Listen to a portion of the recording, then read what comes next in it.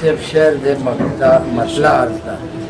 لور مې معلوم نه دی بیدیا کې څومره لرې لاړم لور مې معلوم نه دی بیدیا کې څومره لرې لاړم عشق سودایي کوم په سودا کې څومره لرې لاړم او نه دا چا زلفې په لاس راغلی نه مې مخ ولیدو نه دا چا زلفې په لاس راغلی نه مې مخ ولیدو زه په تیاره او په رڼا کې څومره لرې او بیا یې را یادې کړې هغه له خوبه ډکې سترګې بیا یې را یادې کړې هغه له خوبه ډکې سترګې د تورنۍ په تننا کې څومره لرې لاړم او د ځان یوه بړبوکۍ نه ده چې سړی ترې وځي د ځان یوه بړبوکۍ نه ده چې سړی ترې وځي زه د دې خپل وجود صحرا کې څومره لرې لاړم او یو نه راستون نه وم چې بل راته نیولي وي لار یو نه راستون نه وم چې بل راته نیولي وي لار زه د دې ښکلیو په دنیا کې څومره لرې لاړم زه یو نه راستون نه وم چې بل راته نیولي وي لار زه د دې ښکلیو په دنیا کې څومره لرې لاړم او زه یم د ځمکې د اسمان نه به راځم منګله زه یم د ځمکې د اسمان نه به راځم منګله زه یم د ځمکې که هوا کې څومره لرې لور مې معلوم نه دی بیدیا کې څومره لرې لاړم عشق سودایي کوم په سودا کې څومره لرې فطرت صاحب عرض وکړئ ګریوان ته اچول لاس د بادار اسانه نه ده ګریوان ته اچول لاس د بادار اسانه نه ده اشنا سنبالول د انتشار اسانه نه ده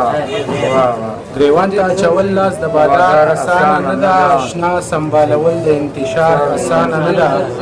او منګل صاحب شعر دی چې بچو ته چې سوړی نشي سړی څو ځله مړ شي بچو ته چې سوړی نشي سړی څو ځله مړ شي خالی لاس تېرېدل څه په بازار اسانه نه ده بچو ته چې سوړی نشي سړی څو ځله مړ شي خالی لاس تېرېدل څه په بازار اسانه نه ده او حاجي صاحب شعر دی چې په یو کې زړه ساتل دي او په بل کې ماتول دي په یو کې زړه ساتل دي او په بل کې ماتول دي اقرار چاته کول او یا انکار اسانه ده په یو کې زړه ساتل دي او په بل کې ماتول دي اقرار چاته کول او یا انکار اسانه نه ده صالح صاحب شعر دی چې تا هیر کړمه نو ما ویل چې زه به دې هم هیر کړم تا هیر کړمه ما ویل چې زه به دې هم هیر کړم ما وکړه دغه هڅه څو وار اسانه نه ده تا هیر کړم نو ما ویل چې زه به دې هم هیر کړم ما وکړه دغه هڅه څو وار اسانه نه ده او ایران صاحب شعر دی چې دا رنځ د مینې رنځ سړی د زړه په رنځ اخته کړي دا رنځ د مینې رنځ سړی د زړه په رنځ اخته کړي زه تېر شومه له ستړي انتظار اسانه نه ده ډېره مننه منګل صاحب دا رنځ د مینې رنځ سړی د زړه په رنځ اخته کړي او زه تېر شومه له ستړي انتظار اسانه نه ده او منګل صاحب مختار چې فطرت مې غم زورلی او اوږې مې دي کمزوري فطرت مې غم زورلی او اوږې مې دي کمزوري وړل پرې ستا د مینې دا دروند بار اسانه نه ده فطرت مې غم زورلی او اوږې مې دي کمزوري وړل پرې ستا د مینې دا دروند بار اسانه نه ده ګریوان ته اچول لاس د بادار اسانه نه ده اشنا سنبالول د انتشار اسانه